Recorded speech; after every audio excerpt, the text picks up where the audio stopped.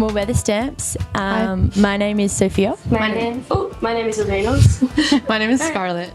And we're just here for a good time. Yeah. We're here to play our music. We've got a brand new set that we've not played before. So yeah, we're here to just, a little bit of exposure. Here to BIGSOUND. We've heard lots about it, so excited. Meet lots of very cool, interesting people. Yeah. My name is Azure Ryder, and this is also my first BIGSOUND. So I'm super excited to be here and also meet other Australian artists. Yeah. I feel like that's sometimes hard to do when you're out in the world. Yeah. And also playing new music as well. So I think that's the most exciting thing. It's like when you've lived with something for so long to then be able to share it, especially in this space. For sure. Especially in like such a bubble where everyone in the music industry is all in this one little space. It's crazy. We're just bumping into people. We released an album like a few weeks ago. Actually, it was our debut album. Congratulations. Thank you. And yeah, we've kind of like been living with these songs for like a long time, many years since we were in high school. So we're kind of moving into a new era of new music. We've been doing a lot of writing this year. Most of the set that we're playing at BIGSOUND is quite new, but like it is kind of nice to like sort of like, I feel like the songs on the album, like they're very special to us, but it also we are a lot older than we were when we kind of started writing them. So it is nice to kind of move on. I've always likened like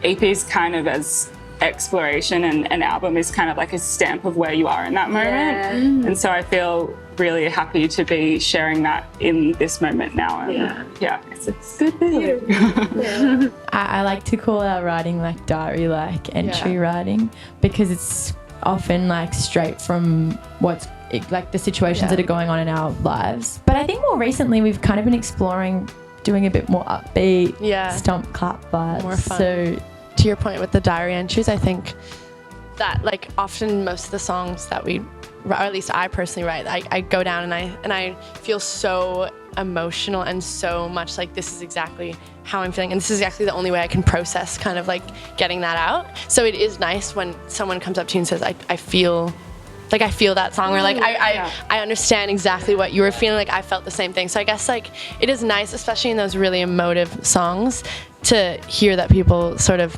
completely get what you're saying, or even to like hear their interpretation of what I was gonna say that too.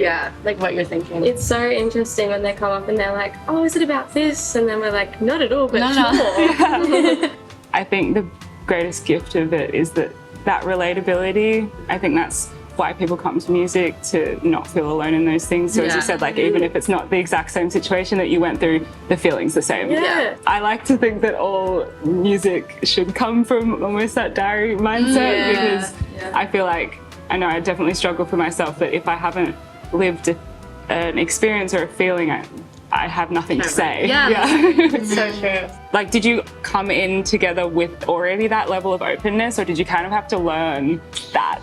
I think like we've been friends since high school. Beautiful. So that's so special. it's been like 6 years I think that we've been friends, and we kind of started the band almost like straight away, and I think our friendship has definitely gotten stronger over the years.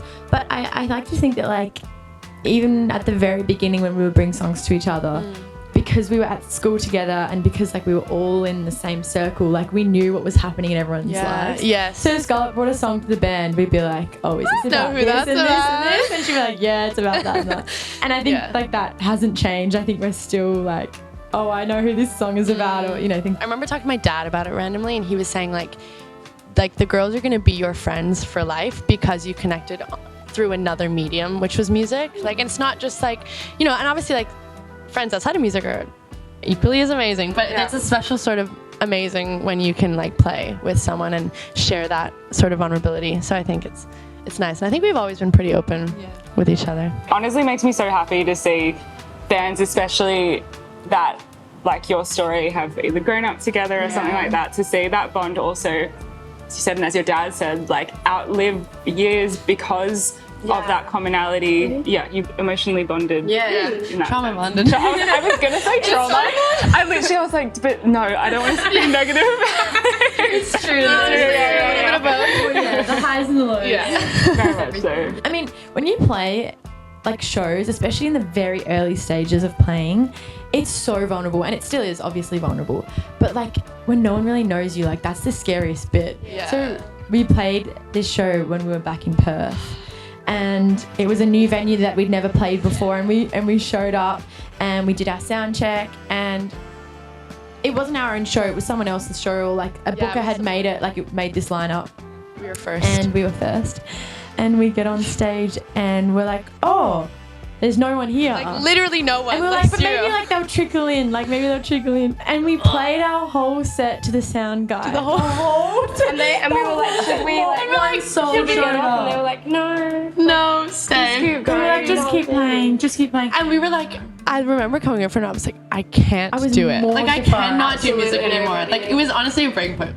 And there was also the band that was going to play after us actually walked in mid-set, dropped their gear off, and then left. And they left as well.